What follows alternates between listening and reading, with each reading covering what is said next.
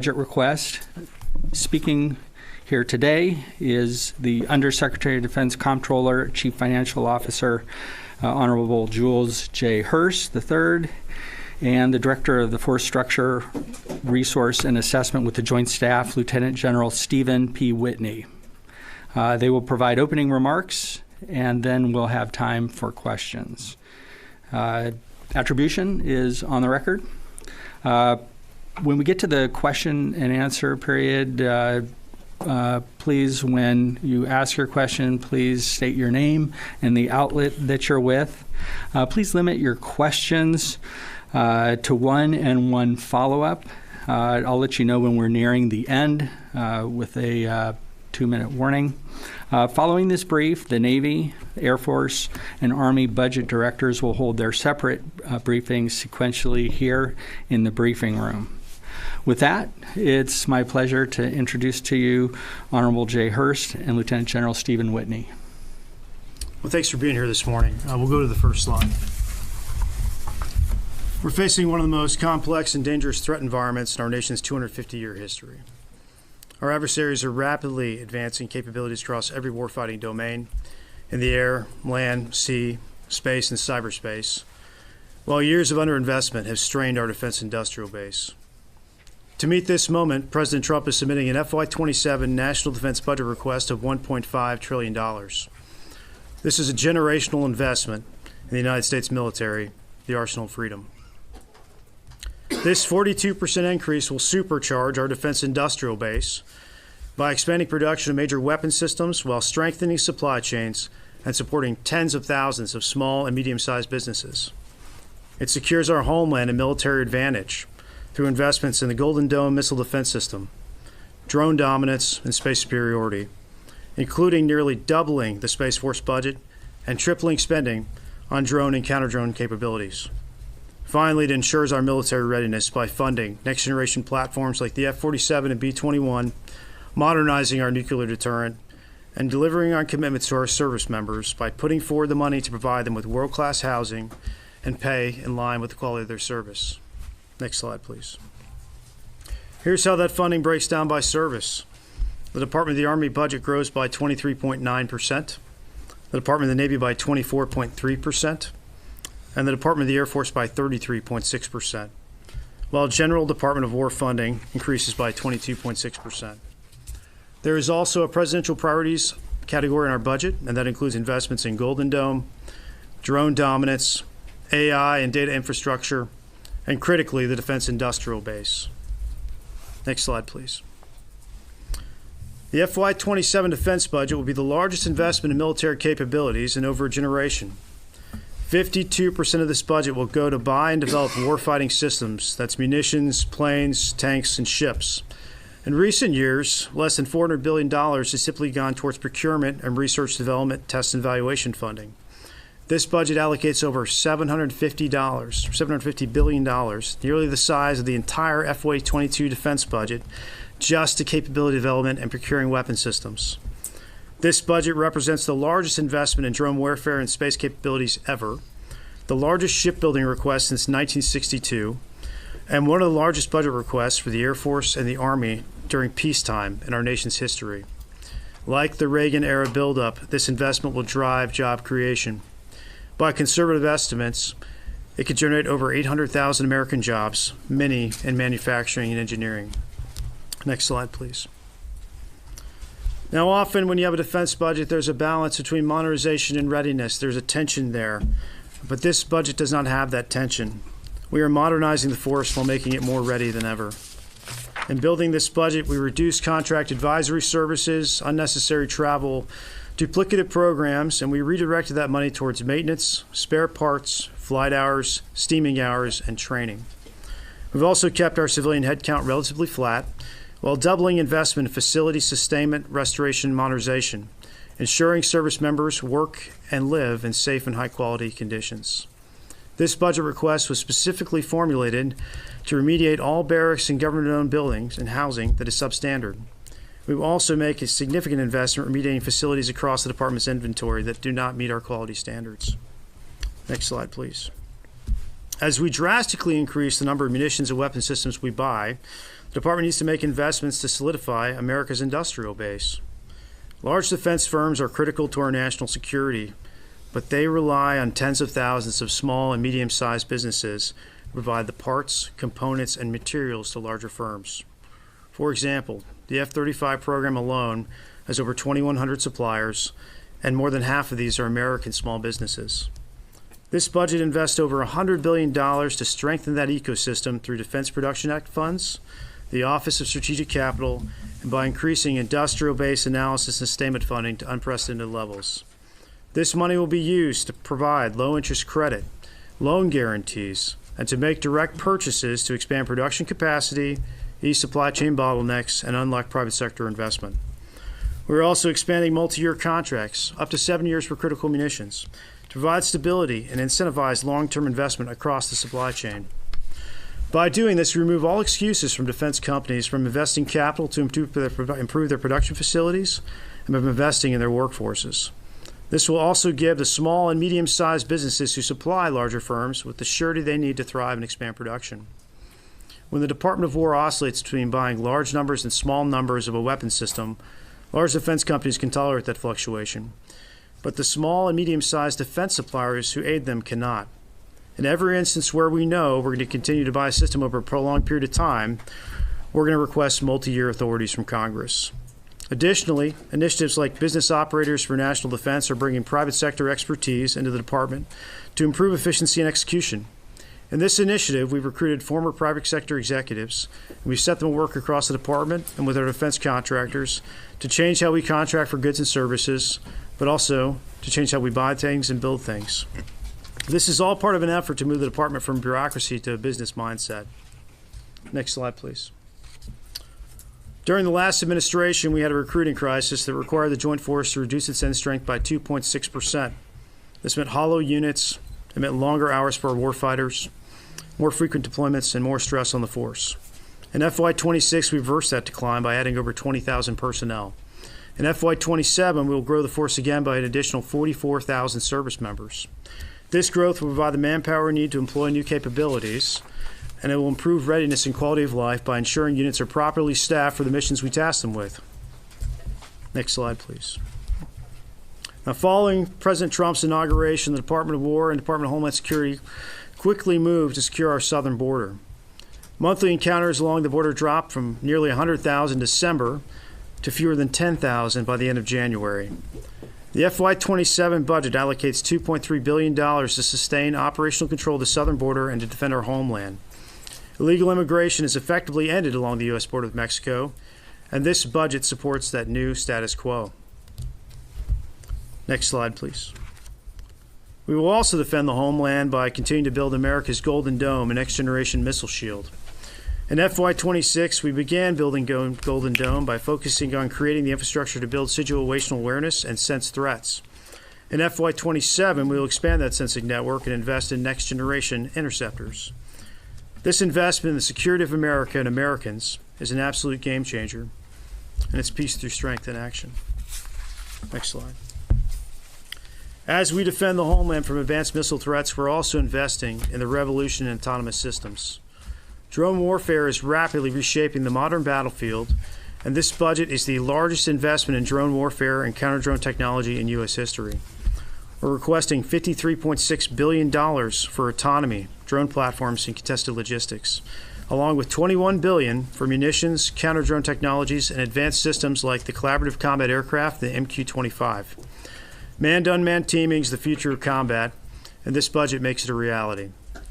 I'd like to introduce my colleague from the Joint Staff, General Whitney, who will take you through the rest of the briefing, starting with space and cyber capabilities. Great. Next slide. Thank you, Mr. Hurst. I'd like to continue the discussion with several additional capability areas where the FY27 President's budget requests investments and their impact on the Joint Force.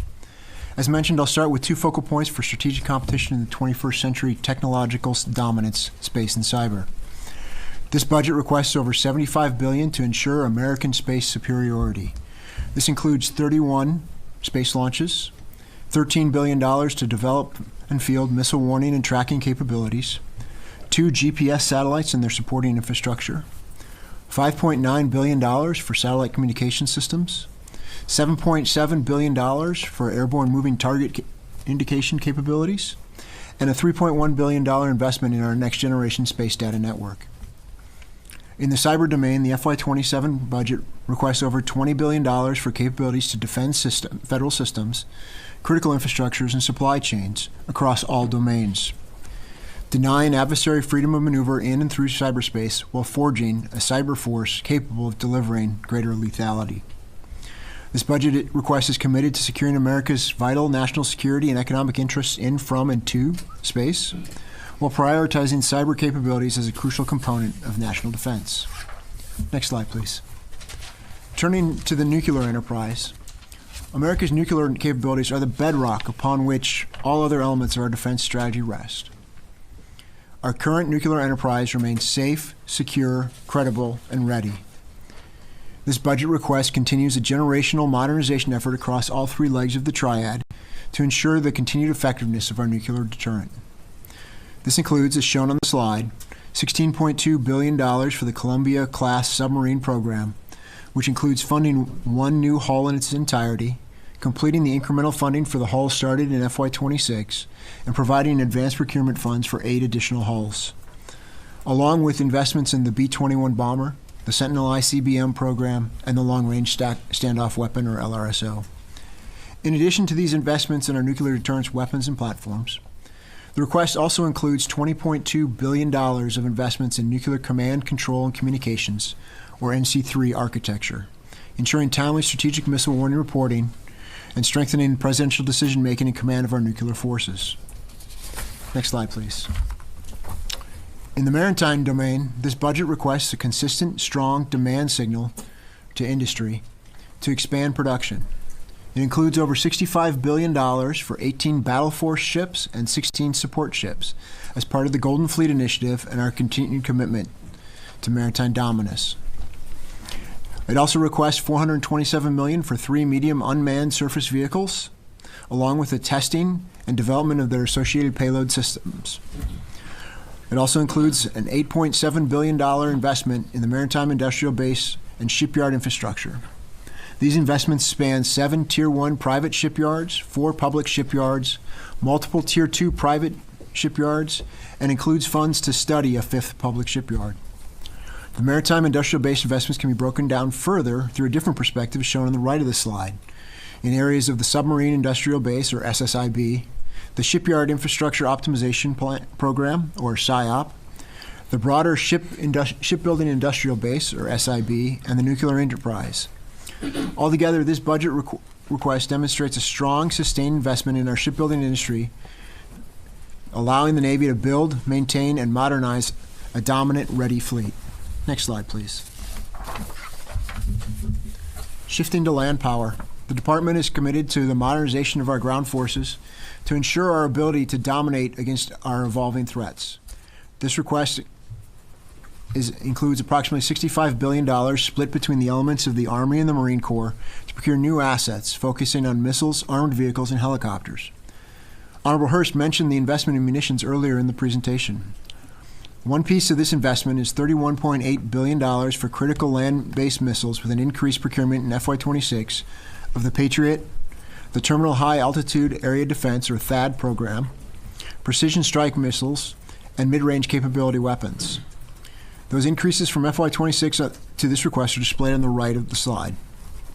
On armored vehicles, the budget request is $3.2 billion in funds to modernize armored brigade combat teams with the procurement of armored multi-purpose vehicles, or AMPVs, the development of the XM-30 infantry combat vehicle, and lethality and survivability upgrades of the Abrams tanks.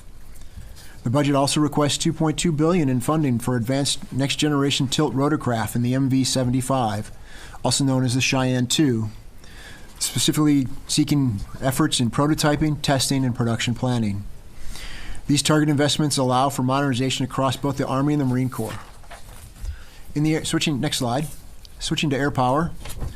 A request of $102 billion is included for aircraft procurement and research and development, representing a 26% increase over last year.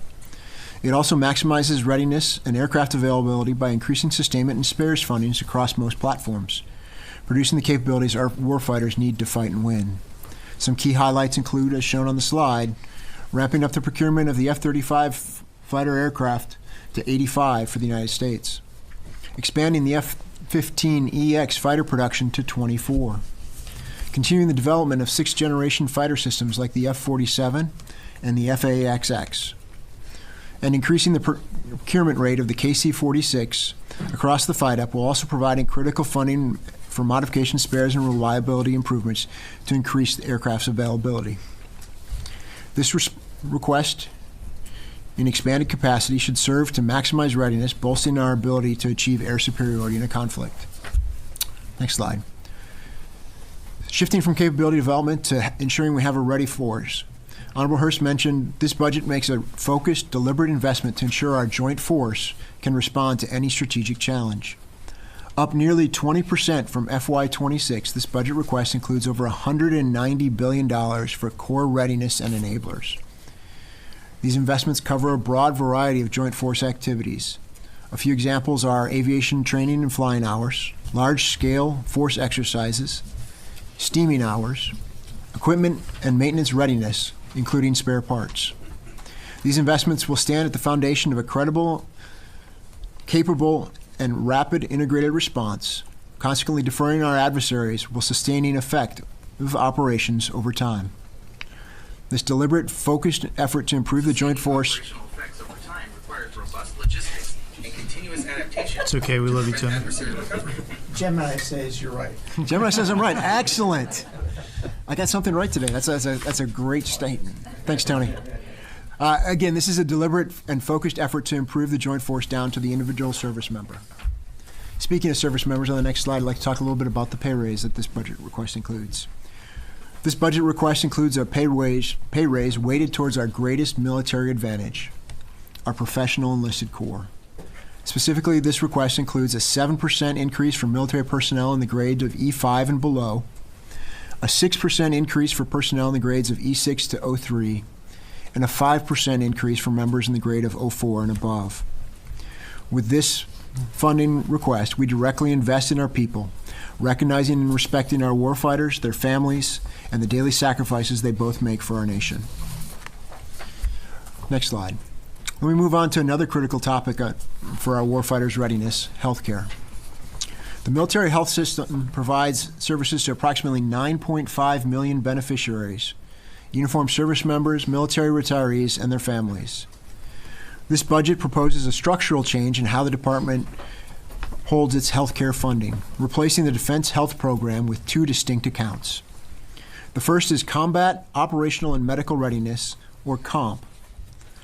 It is designed to protect and prioritize the critical resources needed to sustain warfighter, health, and medical readiness. The second account is a Private Sector Care Program, or PSCP. It is designed to cover all the beneficiary health care provided through the TRICARE contracts. By splitting out the cost of private sector care into its own account, the department is enhancing transparency and accountability, making it easier to track how resources are balanced between military medical platforms and the care from our civilian partners. Together, these two accounts total $45.7 billion in this request to deliver the health care our service members and their family needs. This is up 5% over last year's funding in the Defense Health Program.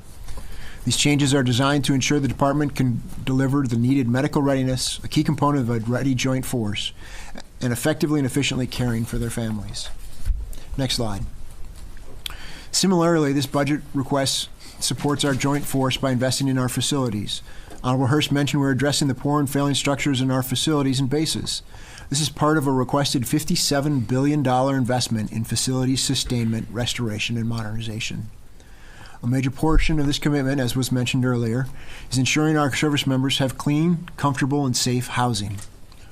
We're specifically requesting funds to address what the Barracks Task Force has identified as critical updates. The investments in this budget will fix all substandard barracks and eliminate barracks that have been deemed poor or failing. There is an additional investment to improve family housing, with a major portion of this investment targeted at our government-owned housing facilities. Our joint force and their families deserve quality housing. We are committed to ensuring they have access to safe, well-maintained, and dignified living quarters, and ultimately an improved quality of life. Next slide. In closing, this FY27 President's budget reflects a clear assessment of the threats we face and a determined commitment to ensuring our joint force is properly armed, globally integrated, and ready when our nation calls. It invests in the capabilities required, the industrial base to produce them, and the readiness of our warfighters to utilize them effectively. Thank you for your time today and your commitment to covering our department and our joint force. We'd be honored to take your questions. Okay, I'm going to call on both sides of the room, and we also have a couple of questions on the phone. I'm going to start over here. Haley? Thank you. Haley Britsky with CNN. Thank you both so much for doing this. I'm wondering if you can get into talk about any requests that would come for repairing some of the installation of the bases in the Middle East, if that would be a separate supplemental for construction, or how that would fit into the request. Yeah, so it's not reflected in the 27 requests, and part of it is we would assess what our posture should be in the Middle East, right? We have to make sure we understand what we want to construct in the future. We might change how we build bases in the Middle East based on this conflict, and so that's not in the FY27 budget. It would be part of a future request. And then on the drone dominance and counter-UAS technologies, can you just get into more, I guess, specifics on how much of that is investing in industrial base to create those versus buying some existing systems? That $70 billion is all going into existing systems and technologies. The industrial base support is entirely separate. Obviously, when you buy vast quantities of something, you stimulate the industrial base, but that is a focused effort on actually fielding technology and applying existing technology in a way that's useful to the warfighter. If I could, I'd also add, Haley, that it's critical that we innovate as we look at the drones and our counter-UAS efforts. The evolution that we've seen in the battlefield is this evolution in technology is in a time frame of weeks, not the typical years that we see with our defense production. So it's really critical that we work with industry to get that capability fielded. Tony Bertucca. Thank you. Tony Bertucca, Inside Defense.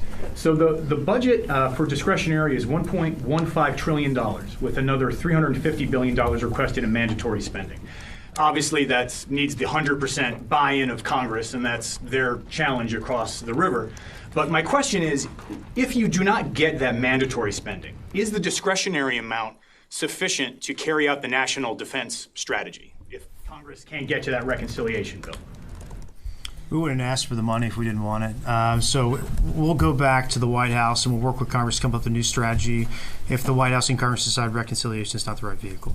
And then for General Whitney, obviously everything, it's a historic budget, but there's always a cut line. What kind of unfunded priorities should we expect to come out of the services now since this has been requested? I think this has been a generational investment, as Honorable Hurst has said. I think what you're going to see coming out of the services and out of the combatant commands is a very balanced approach, recognizing this generational investment. Thank you very much. Tara. Thank you, Tara Kopp with the Washington Post. One quick cleanup on so does the total of I added up all the big pie chart and it's about 1.5. That does include the reconciliation request, is that correct? That's right. Okay. And then on the procurement of the PAC-3s and the THAADs, you see the number, and it's that's a huge number of munitions that you're seeking. What's the timeline you're looking at to get to that level of buy? Is that over 5 years, because I think it was 1,000 plus of those munitions. It's a massive ramp, but that's part of the department's strategy. We're going to give them a massive order. We're going to sustain it over time. And then we're going to have industry put forward the money to actually invest in their facilities, which is different than how we've done business in the past. Because before what we've done is we said, we want you to increase production, and then we've gone and paid for it. Industry has marginally increased production that way. We're making them put skin in the game. We're giving them a multi-year order, and we expect them to meet the ramp rates that they agree to. And if they don't, there'll be penalties for them. Okay, so it doesn't have a specific timeline yet, but it has you'll be expecting ramp rates. There are agreed upon timelines for each agreement with every single defense contractor who's involved in these multi-year procurements. Thank you. Constantine? Thanks. Constantine Turpin, Associated Press. Obviously, this budget request comes on the heels of a major operation in Venezuela, an ongoing operation in Iran, which, as Haley asked, has damaged bases. We've got an aircraft carrier that sustained a major fire. So I guess my question is, can you break out a little bit, like, the impact of those operations on this budget request? What are we seeing in here that is a direct result of the ongoing conflict in Iran? Well, this budget was formulated, honestly, before we went into conflict with Iran, right? The overlap you'll see is the request for munitions, which is something we always need. We always need to increase our magazine depth. But outside of that, there aren't any operational costs in here from Iran. Thank you. Hi, thank you. Chris Gordon, Air and Space Forces Magazine. I also have a question on the munitions expended against Iran, but I understand it's not reflected in this budget, but how long will it take to replenish these munitions? I mean, as you've highlighted, it takes years to get munitions. So are you already planning ahead for that for next year, and how long do you think it will take to replenish the department's stocks from what's been used? I mean, every time we use something in combat, we're always looking at how to reconstitute and sustain that capability. And so the department's obviously having those conversations, and it's reflected not just in this budget request, but in any supplemental we would or may send over to the Hill. Hey, Thomas DeVoe, Defense One. For the nearly $1.5 billion for border-related operational requirements in the national defense areas, can you provide a little bit more clarity on what that is? Is that construction? Is it surveying for expansion? Is it getting more equipment, trucks down there? Just any clarity you can provide on the breakdown of that. Yeah, thanks for the question. The bulk of that number is actually for operational expenses to sustain people on the border. There may be a little bit of construction there for temporary facilities. Yeah, temporary facilities at most. But very little. So no permanent structures? Okay. Not in this request. And then as a follow-up to a related topic, $75 billion for space superiority. How much of that is counter space capabilities? You mentioned PNT and such, but is there a breakdown at all on anything more specific? No, sir, we didn't break that down intentionally. David Zia, Real America's Voice. Good morning. Does the munitions request include the recent announcement of tripling the capacity of the production of the PAC-3s? And how many of the PAC-3 and THAAD systems that are in this budget go towards protecting foreign entities, or is that always separate in foreign aid budgets? Thanks for the question. Yeah, it does include that massive ramp in PAC-3 purchases.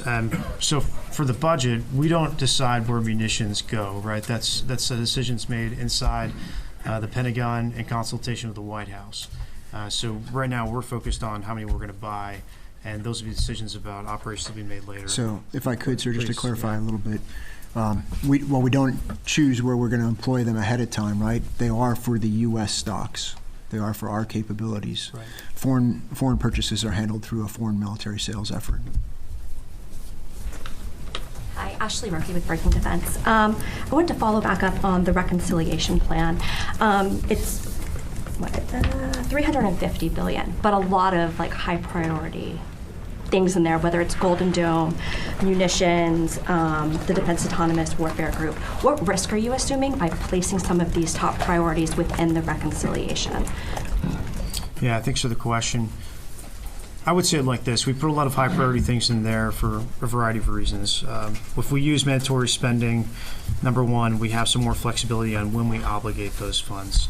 Number two, we did it for things that were kind of a one-time plus-up that we really want to increase our funding of. And then finally, when there's technology that's changing quickly, like for Golden Dome or for the dog, we try to put things there. If we're not successful in getting a reconciliation bill passed, then we'll revisit that with the White House and Congress to achieve our budget request. And then I also wanted to ask about the dog. Huge jump, $55 billion, but it looks like it's placed mostly in RDT&E, but reconciliation. Does that give you flexibility to actually make purchases?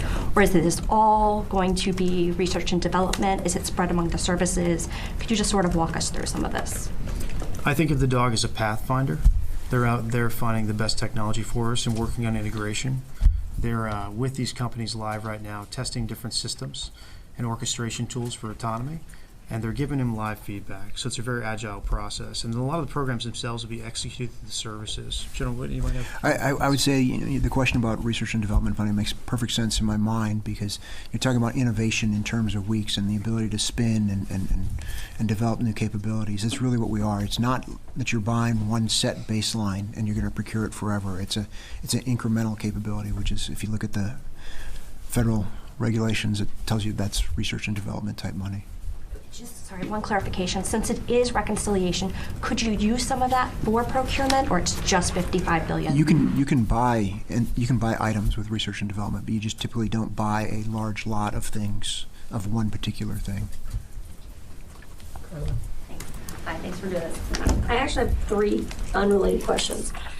First, last year we had a couple billion in Pentagon funds that was taken out for like military barracks in Japan, and they were put towards the border. You said all of the issues with the barracks are funded. Are you backstopping that? Is that going to be taken care of completely?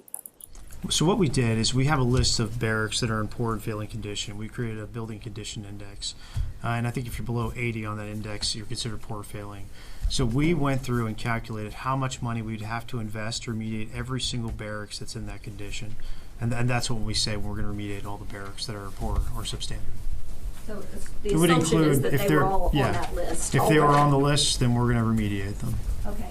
And then, so the second clarification is, you had mentioned that none of the fixes for any of the damage under this war are included in this. So there's going to be a roughly $200 million additional, or billion, excuse me, a $200 billion supplemental. So in total, the American people can expect 1.7 trillion to DOD. Is that the total ask that's going to be coming down the pipe? 1.5 trillion plus 200 billion. Well, as Director Vaught said in testimony, I think last week, we don't have a final number for a supplemental request, and we don't have a final number for what the damage is to our installations overseas, right? It really depends on how we decide to rebuild those, or if we do. Our partners also might contribute a share to that construction, so we don't have a great estimate for what it would take to reconstitute those facilities. Okay. And then finally, what is the number one priority, if you had to? I know that there are several priorities, but where is the greatest need right now where the budget should fix problems? This budget is engineered to try to reconstitute America's defense industrial base and give us capacity. That's the number one priority for me. Although I was going to say I would go the opposite, right? And this is the beauty of this budget, right? By having a budget of this size, we were not forced to make that trade between investment in the capabilities we need and the readiness of our force. And so, to me, the beauty is we can have both in this conversation, and we're really interested in that readiness piece. Okay, we're doing good on time. I do need to take a couple from the phone. Brandy Vincent. Hi, thank you so much for doing this today. Following up on Ash's questions about the dog. So a little bit more on that. It's mostly for drones and drone-related software across all military domains, but it doesn't represent all of the drone investments, these massive drone investments that you guys are making. Can you provide a little bit of clarity on the difference between those two? And then is there anything for counter-drone technologies within the dog funding as well? Hey, so thank you very much for the question, and I'll try and answer both questions at the same time. I know that's a challenge for many folks, so if I don't get this right, just say so. So we talked about in autonomous operations and autonomous offensive capabilities put forward by the dog of about $54 billion. There's also $20 billion in requests for countering small drones or counter small UASs. We look at that as a capability that's necessary that we've seen in the battlefields. If you look at what's going on in Ukraine and their ability to have drone-on-drone type warfare and the ability to do so at cost and scale, it's really something that we need to figure out how to take advantage of to protect our force. And so we are making that investment in the counter-drone capability as well. Okay, one more from the phone. Jeff Schogel. Thank you. General, when you were talking about the money that's going to barracks and also military bases, I believe I heard you say 57 billion. Is that figure correct, or is it 37 billion? Thank you. Sir, it's a $57 billion in facilities, sustainment, restoration, and modernization, of which it includes the barracks money, the housing money, and other facilities work across the department. Okay. Hi, Brianna Riley with Punchbowl News. Quick follow-up, Mr. Hurst, to something that you said before. You mentioned penalties for contractors that don't meet the ramp-out rates laid out in the multi-year procurement framework agreements. Could you just sort of expound on what those are, what they look like? Then I have an actual budget question after that. I'll give you something very general, if that's okay. So first off, like I said, we're requiring contractors to foot the bill for CapEx, right, which is something we haven't done before. So in order to pay for that CapEx, they have to sell a certain number of munitions to the United States. If they don't meet their production goals, they're not going to do that. So their initial penalty is the CapEx itself if they don't meet production rates. And then there will be provisions in contracts to penalize contractors who don't meet production ramp rates as well. And then budget question. Obviously, munitions are a massive ramp up, as you said, in this budget request, tens of billions of dollars going towards these critical systems. How would a supplemental request be any different, especially when it comes to munitions? There could certainly be overlap in a supplemental request because there is going to be a focus on munitions in this budget or a supplemental. And if that was the case where we had overlap in requests, we could talk to the White House and Congress about how we want to revise them, especially the budget. We've got 5 more minutes left. Thank you. Todd Wood from CDM. There's been a view in the force, especially during the global war on terror, that the trend towards centralized command has had a negative impact on commanders in the field. You also saw that in the Ukraine war with being controlled via VSPOT and a lot of negative decisions many think. Does this budget support that centralization? Does it drive it forward, or does it support commanders in the field? I have heard that there's a multi-billion-dollar CC program. Yeah, that's an interesting question. I don't think the issue is commanders having awareness, right? I think that's more of a cultural issue where commanders need to understand when they need to insert themselves in the chain of command and when they stay out and let subordinates take the lead because they have better situational awareness. I was going to say that's the age-old question, right? As somebody on the tactical battlefield, you see your tactical space, but the operational commander's obviously going to see multiple tactical pictures at the same time. And so how do you have that conversation between the two? The principle of warfare has always been, centralized direction, decentralized execution. And so I think we continue that with this effort. Supplemental, is there any funds in this budget for the Ukraine conflict that you know of? And also, have you scrubbed it for DEI initiatives for this year? There's no DEI money in this budget, that's for sure. As far as Ukraine conflict, one of our big problems as a country, right, is we haven't been able to produce enough to support our allies and partners, whether it's munitions or aircraft or a variety of systems, and the waits for FMS have grown longer and longer.